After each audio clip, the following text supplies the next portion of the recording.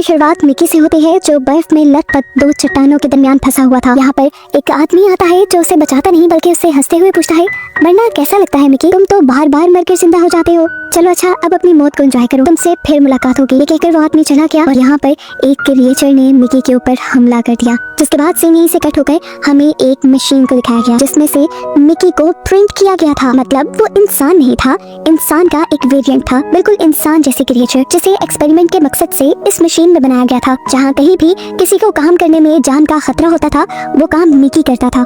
चाहे स्पेस की गहराई को जानना हो या चेक करना हो किसी प्लैनेट का टेम्परेचर इंसानों के रहने के काबिल है या नहीं, वहाँ मिकी को भेजा जाता था। यहाँ तक कि जहरीली वैक्सीन के टेस्ट भी मिकी पर किए जाते थे और जब वो मर जाता था तो इसी मशीन के जरिए उसे दोबारा प्रिंट कर लिया जाता था ताकि उससे दूसरे काम करवा सकें। और नए मिकी को बनाने के बाद उसकी पुरानी मेमोरी भी उसके दिमाग में इंस्टॉल कर दी जाती थी। अब मिकी के साथ ये सब क्या हो रहा है, ये जानने के लिए स्टोरी थोड़ी सी और पास्ट में चली जाती है। मिकी और मिकी के दोस्त ने बिजनेस करने के लिए एक गैंगस्टर से कुछ पैसे उधार लिए हैं, लेकिन क्योंकि वो उन पैसों को वापस नहीं कर पा रहे तो अब गैंगस्टर्स उनके पीछे पड़ चुके हैं। वो आदमी अब इनको धमकी देता है कि अगर तुमने मुझे पैसे वापस ना किए तो मैं तुम्हारा कोई भी बॉडी पार्ट काट दूंगा। इस दुनिया में अर्थ बहुत ज्यादा पोल्यूटेड हो गई है, इंसानों का यहाँ रहना वैसे ही मुश्किल हो चुका है। इंसान रहने के लिए नए प्लैनेट्स की तलाश कर रहे हैं और ऐसे ही एक शिप को भी हमें दिखाया जाता है जो नए प्लैनेट की तलाश में निकल रहा है। इस स्पेसशिप में बहुत से लोगों की जरूरत थी। मिकी भी अपनी मुश्किलों से भागकर इस दुनिया से भागना चाहता था, लेकिन कोई काम उसे ऐसा आता ही नहीं था जो इस स्पेसशिप में रिक्वायर्ड हो। उसे फॉर्म पे एक एक्सपेंडेबल की चॉइस मिलती है जिसपे वो टिक कर देता है, ये जाने बगैर कि एक्सपेंडेबल का मतलब क्या है। जैसे ही उसका फॉर्म आगे जाता है तो एक लड़की आकर उससे पूछती है, क्या तुमने सच में एक्सपेंडेबल के लिए फॉर्म भरा है? देखो, ये एक ऐसी जॉब है जिसके लिए तुम्हें पैसे नहीं दिए जाएंगे, तुम्हें खाना भी कम दिया जाएगा और अगर तुम मर गए तो तुम परमिशन दे रहे हो कि तुम्हारे वेरिएंट को मशीन्स के जरिए प्रिंट कर लिया जाएगा, यानी तुम्हें बार बार जिंदा किया जाएगा। स्पेसशिप के ऑर्गेनिक वेस्ट का इस्तेमाल करते हुए मशीन के जरिए तुम्हारी नई बॉडी बनाई जाएगी जिसे वेरिएंट कहा जाएगा। मौत का दर्द तुम्हें बार बार सहना होगा। क्या तुम इसके लिए तैयार हो? मिकी के हाँ कहने पर उसके साथ एक प्रोसेस शुरू कर दिया जाता है जिससे उसकी मेमोरी एक हार्ड ड्राइव के अंदर सेव हो सके। ये काम खत्म होने के बाद उसके पास वही लड़की आती है और उसे एक गन देती है और कहती है, अपने आप को मार लो। मिकी को ना चाहते हुए भी अपने आप को शूट करना पड़ता है, जिसके बाद मिकी की इस बॉडी को ऑर्गेनिक वेस्ट पे फेंक दिया जाता है। कुछ देर बाद मशीन के जरिए उसकी एक दूसरी बॉडी प्रिंट कर ली जाती है जिसे आम लोगों के साथ आम नॉर्मल काम करते हुए दिखाया जाता है। अब यहीं पर हमें केनेथ मार्शल को दिखाया जाता है। वो स्पीच देता है कि हम जल्द ही इंसानों के लिए एक नया प्लैनेट रहने के काबिल बना लेंगे और सभी उसकी स्पीच पे तालियां बजाते हैं। मिकी को इसकी बातों में ज्यादा इंटरेस्ट नहीं था। वो खाना खाने के लिए एक जगह बैठा तो उसके पास एक सिक्योरिटी एजेंट नाशा बैठी हुई थी। ये दोनों बातें करने लगे और देखते ही देखते इनके दरमियान में दोस्ती हो गई। ये लोग अपना ज्यादा वक्त साथ गुजारना शुरू कर देते हैं और जल्द ही इनकी दोस्ती प्यार में बदल जाती है। मिकी की लाइफ तो यूं ही चलती रहती है। कई मर्तबा उसे मार दिया जाता है और दोबारा प्रिंट ही दोबारा जिंदा होने के बाद भी वो नाशा के पास ही आता है। और फाइनली ये लोग निफ्लिम प्लैनेट के पास पहुंच जाते हैं। यहाँ पे बर्फ थी जिससे पता चला कि यहाँ पर पानी के साथ साथ ऑक्सीजन भी मौजूद है, लेकिन क्या यहाँ का एनवायरनमेंट सांस लेने के काबिल है भी या नहीं, कि चेक करने के लिए मिकी को प्लैनेट पे उतारा जाता है।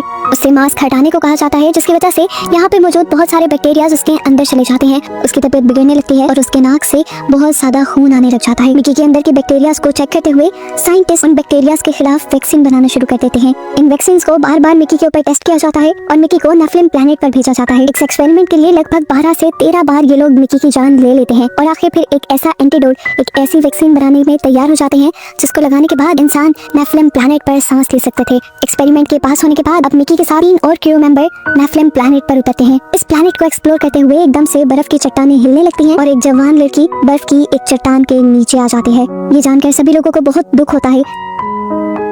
अब मिकी जब स्पेसशिप में वापस आता है तो केनेथ मार्शल उस पे बहुत ज्यादा गुस्सा होते हैं और कहते हैं कि मरना तुम्हें चाहिए था, तुम एक एक्सपेंडेबल थे, लेकिन तुम्हारे मरने के बजाय एक ऐसी लड़की मर गई जो आगे जाकर वो हमारी नस्ल बढ़ा सकती थी। इस सब में गलती तुम्हारी ही है और तुम्हारी गलती की वजह से अब तुम्हें और कम खाना दिया जाएगा और तुम 12 घंटे के बजाय अब 18 घंटे की शिफ्ट किया करोगे। यहाँ पर मिकी इन्हें यह भी बताता है कि मैंने वहाँ पे एक जानवर देखा था जिसे उसने क्रीपर का नाम दिया, तो केनेथ मार्शल ने अब उसे ऑर्डर दिया कि तुम वापस नीचे जाओ और उस जानवर को पकड़ कर लाओ। मिकी उनके कहने के मुताबिक दोबारा नेफ्लिम प्लैनेट पर उतरता है वहाँ से उस जानवर को पकड़ने के लिए और इस सारे चक्कर में वो एक खाई में गिर जाता है। और ये वही सीन है जहाँ से मूवी स्टार्ट हुई थी। हमने देखा था कि मिकी के ऊपर इस क्रिएचर ने हमला कर दिया था, लेकिन वो मिकी को खाते नहीं। मिकी उन्हें कहता भी है कि मुझे खा लो, मुझे जान से मार डालो, लेकिन ये क्रिएचर उसे मारने के बजाय खींचते हुए उसे खाई से बाहर ले आता है। इसका मतलब ये था कि ये क्रिएचर इंसानों से नफरत नहीं करते थे और ना ही ये इंसानों के लिए नुकसानदायक थे। पेपर का ये बिहेवियर उसे समझ नहीं आता और वो दोबारा एक ट्रक पर बैठ जाता है जो उनकी स्पेस शटल के पास ही जा रहा था। इस ट्रक में 2 बड़े बड़े कीमती पत्थर थे जो इसी प्लैनेट से लिए गए गए थे। इसी पत्थरों के साथ वो भी अपनी स्पेस शटल में वापस आ जाता है। थका होने की वजह से वो पहले उस क्रीपर के बारे में इन लोगों को नहीं बताता और अपने रूम में जाकर सो जाता है। घंटों बाद जब वो नींद से उठा तो डर गया ये देखते हुए कि उसके साथ एक और मिकी भी था। यानी इन्होंने मिकी को मरा हुआ समझकर उसका एक नया वेरिएंट मिकी 18 बना लिया था। मिकी 17 इस वेरिएंट को कुछ नहीं कहता, लेकिन मिकी 18 मिकी 17 को मारने पे तुल जाता है और कहता है कि तुमने अपनी लाइफ जितनी जीनी थी जी ली, मुझे तो अभी बने 2 ही घंटे हुए हैं, इसलिए तुम्हें मर जाना चाहिए। वैसे भी एक से ज्यादा मल्टीपल्स का रहना इलीगल है। गवर्नमेंट ऑफिशियल्स ने मल्टीपल का जिंदा रहना इलीगल कर दिया था। यही बात याद दिलाते हुए मिकी 18 कहता है कि मरने का हक तुम्हारा है, मैं तुम्हें मार दूंगा। मिकी 17 कहता है प्लीज मेरी बात सुनो, तुम अपनी जिंदगी जीना, मेरा खाना खा लेना, बस मुझे जिंदा रहने दो, क्योंकि मैंने इंसानों को बताना है कि वो क्रीपर्स इंसानों के लिए खतरा नहीं है। ये ना हो इंसान उन्हें खतरा समझकर उन सबकी जान ले लें। ये लोग ऑर्गेनिक वेस्ट के पास खड़े हुए ये बातें ही कर रहे थे कि तभी यहाँ पर मिकी का पुराना दोस्त टैमो आ गया। ये वही लड़का है जिसके साथ मिलकर मिकी ने दुनिया में लोन लिया था और उसी की वजह से आज वो एक्सपेंडेबल बनने पे मजबूर हुआ था। गुस्सा तो इन दोनों को ही था उस पर, तो ये दोनों मिलकर टैमो को ऑर्गेनिक वेस्ट में डाल देते हैं। लेकिन तभी यहाँ पर दूसरे लोग आ जाते हैं तो इन्हें टैमो को बचाना पड़ता है। टैमो जब वापस निकला तो घबराया हुआ था। उसकी घबराहट का फायदा उठाते हुए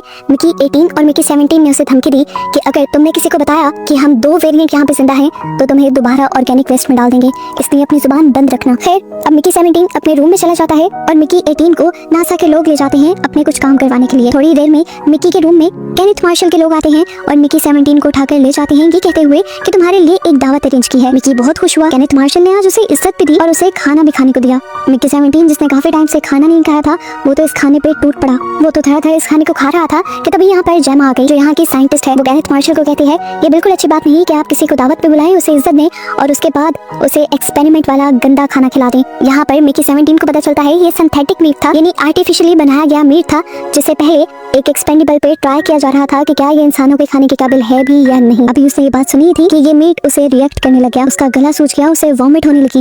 ये देखकर सब लोग जान गए कि सिंथेटिक मीट यानी आर्टिफिशियल मीट जो उन्होंने बनाया था वो खराब था। अभी ये सब चल ही रहा था कि साइंटिस्ट ने आकर उसे एक इंजेक्शन लगाया था। एकदम से मिकी की तबीयत भी ठीक हो गई, लेकिन जो उसके साथ बिहेवियर रखा गया था जेमा को वो बिल्कुल पसंद नहीं आता। वो उसे लेकर अपने साथ अपने कैबिन में आ जाती है और उसे चाय भी देती है। कि दोनों यहाँ बात करते हैं और जेमा को मिकी की नेचर काफी अच्छी लगती है। चाय पीने के बाद वो जल्दी से उठकर अपनी कैबिन की तरफ निकल जाता है, जहाँ वो जाकर देखता है कि नाशा यानी उसकी फ्रेंड यहाँ पे आई हुई थी। वो इस टाइम मिकी 18 के साथ बैठी हुई थी और मिकी 17 को देखकर वो हैरान रह गई कि 2 मिकी एक ही टाइम में कैसे सर्वाइव कर रहे थे। वो तो किसी तरह इस बात को हजम कर ही लेती, लेकिन इतनी ही देर में यहाँ पर जेमा आ गई मिकी 17 के पीछे पीछे। वो जाकर फौरन अथॉरिटीज को इसकी कंप्लेन करने वाली होती है कि तभी उसे नाशा रोक लेती है। नाशा उसे कहती है देखो मिकी के जिंदा रहने या ना रहने से तुम्हारा कुछ नहीं जाएगा, लेकिन मैं मिकी से बहुत ज्यादा प्यार करती हूँ, मैं उसके बगैर नहीं रह सकती। फिलहाल जेमा भी उनकी बात मान लेती है और इससे पहले कि ये लोग कुछ और बात कर पाते इन्हें मीटिंग रूम से बहुत ज्यादा शोर सुनाई देता है। वहाँ पे असल में केनेथ मार्शल नेफिलिम प्लेनेट से लाए स्टोन्स पे अपना नाम खुदवा रहा था, ताकि सबको ये पता चले कि केनेथ मार्शल और उसकी जनरेशन पहली मर्तबा नेफिलिम प्लेनेट पे आई थी और यहाँ रहना शुरू किया था उन्होंने। पत्थर को जैसे ही काटा जाता है तो उसके अंदर से 2 क्रीपर्स निकल आते हैं, जिनमें से एक केनेथ मार्शल के ऊपर हमला कर देता है और दूसरा यहीं पर रिंगने लग जाता है। यहाँ पे भगदड़ मच जाती है, जिनकी आवाजें सुनकर ही जेमा और नाशा यहाँ पे आई थी। सिक्योरिटी गार्ड्स ने उस क्रीपर को तो फौरन मार दिया था जिसने केनेथ मार्शल पे हमला किया था, लेकिन हम देखते हैं कि यहाँ पर अब मिकी 18 जिसे केनेथ मार्शल पे बहुत ज्यादा गुस्सा था क्योंकि उसकी वजह से उसकी बार बार जान जाती थी, वो केनेथ मार्शल को मारने की कोशिश करता है। ऐसे मिकी 18 की गलती की वजह से सब लोगों का ध्यान मिकी 17 और 18 दोनों पे चला जाता है और उनके साथ साथ नाशा को भी पकड़ लिया जाता है, क्योंकि नाशा ने इस चीज की रिपोर्ट नहीं की थी। हम देखते हैं कि अब उस क्रीपर को भी पकड़ लिया गया था जो छूटकर भागा था और उस पर नए नए एक्सपेरिमेंट्स इन लोगों ने स्टार्ट कर दिए थे। अब नाशा और मिकी 17 बातें ही कर रहे थे कि यहाँ पर टैमो आ गया। वो मिकी से कहता है देखो यार, अर्थ पे जिसे हमने लोन लिया था वो कह रहा है कि जल्द ही हम उसके पैसे वापस करें। पैसे तो हमारे पास है नहीं, तो उसने धमकी दी है कि वो मेरी या तुम्हारी बॉडी का कोई पार्ट लेना चाहता है। देखो तुम एक एक्सपेंडेबल हो, अगर मर गए तो तुम्हें दोबारा जिंदा कर लिया जाएगा, लेकिन अगर मेरी बॉडी का कोई पार्ट चला गया तो मैं क्या करूंगा। तभी मिकी 18 कहता है यार देखो, ज्यादा गुस्से वाला मैं हूँ और मैं ही तुम्हें ऑर्गेनिक वेस्ट में भी फेंकने वाला था। मेरा गुस्सा बार बार मुझे मुसीबत में डाल रहा है। एक काम करो, तुम मेरी ही बॉडी का कोई पार्ट ले लो। जैसे ही होशी से टैमो उसके करीब आता है तो मिकी 18 उसे शॉक दे देता है, क्योंकि यही तो उसका प्लान था। जिसके बाद उसने टैमो की जेब से चाबी भी चुरा ली। वो अभी आजाद हुआ ही था कि यहाँ पर कुछ और लोग आ गए, क्योंकि पता चला केनेथ मार्शल की वाइफ ने उस क्रीपर की दुम को काट के एक सॉस बनाया था जो उसे बहुत ज्यादा पसंद आया था। अब उसे ऐसे ही क्रीपर्स की और दुमें भी चाहिए थी, जो लाने का काम उसने डिसाइड किया कि इन तीनों को दिया जाएगा। स्पेस शटल के बाहर के कैमरा से केनेथ मार्शल देख पाता है कि इस छोटे क्रीपर को लेने के लिए बहुत सारे क्रीपर्स तेजी से उनके स्पेसशिप की तरफ बढ़ रहे थे। वो तो इन सबको मारना ही चाहता था, लेकिन फिर उसके सेक्रेटरी ने कहा कि इन क्रिएचर्स को मारकर क्या होगा, आपका तो कोई फायदा नहीं होगा, पहले इन तीनों को जाने दें और इनको अपना काम करने दें। जब इन क्रिएचर्स की दुमें आप लोगों को मिल जाएंगी उसके बाद मार दीजिएगा आप इन्हें। नाशा को उसकी बातें सुनकर बहुत ज्यादा गुस्सा आ रहा था। वो केनेथ के ऊपर बोलने लग जाती है, चिल्लाने लग जाती है, कितने बेहिस इंसान हो, अपनी जुबान के टेस्ट के लिए तुम इतनी क्रिएचर्स को दर्द दोगे, तुम्हें बिल्कुल शर्म नहीं आती ना।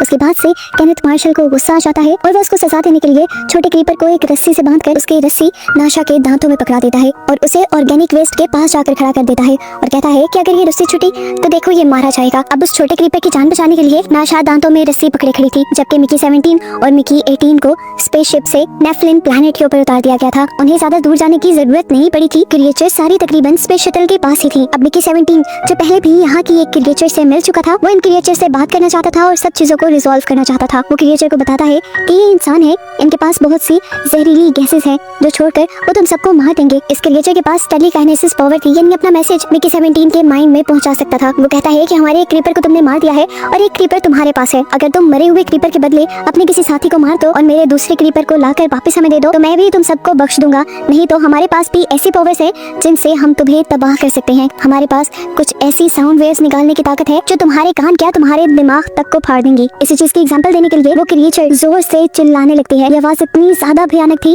कि मिकी 17 और 18 को अपनी जान बचाने के लिए अपने कान बंद करने पड़े। मिकी 17 ये बात समझ चुका था कि ये क्रिएचर्स बहुत ज्यादा ताकतवर हैं। यही बात वो बताने के लिए स्पेसशिप के कैमरा के पास जाता है और हाथ हिलाकर ये समझाने की कोशिश करता है कि क्रीपर के बच्चे को छोड़ दो। नाशा उसका ये इशारा समझ चुकी थी, लेकिन केनेथ मार्शल को लगा कि मिकी उन क्रिएचर से कुछ बातचीत कर रहा है। केनेथ कहता है कि बातचीत तो मुझे करना चाहिए, मैं लीडर हूँ। पीछे से उसका सेक्रेटरी भी कहता है जी सर आप बाहर जाएं, आप उनसे बात करें, उनको मारने तो वैसे ही हम वाले हैं, लेकिन अगर आप उनसे बात करेंगे तो ये हिस्ट्री में लिखा जाएगा और लोगों की नजरों में आपकी इज्जत और भी ज्यादा बढ़ जाएगी। केनेथ मार्शल को यहाँ ये भी लग रहा था कि बात करने जब मैं जाऊंगा तो दोनों मिकीस को तो मर जाना चाहिए, इसीलिए वो उन बॉम्ब्स का रिमोट अपने पास दे देता है जो मिकी 17 और मिकी 18 के सूट में लगे हुए थे। यहाँ केनेथ बाहर निकलता ही है तो नाशा भी उस छोटे क्रीपर को बचाते हुए इन सबसे लड़ते हुए उसे बाहर ले आती है ताकि ये क्रीपर अपनी माँ के पास जा सके। नाशा भागकर इस क्रीपर को मिकी 17 को दे और मिकी 17 जाकर ये क्रीपर उसकी माँ को पकड़ा देता है। लेकिन जैसा कि इस बड़ी क्रिएचर ने दो शर्तें रखी थी, एक ये कि उनका क्रीपर वापस कर दिया जाए और दूसरी क्रीपर की जान के बदले यहाँ किसी इंसान की जान ली जाए, तभी वो यहाँ से जाएंगे। यही सोचते हुए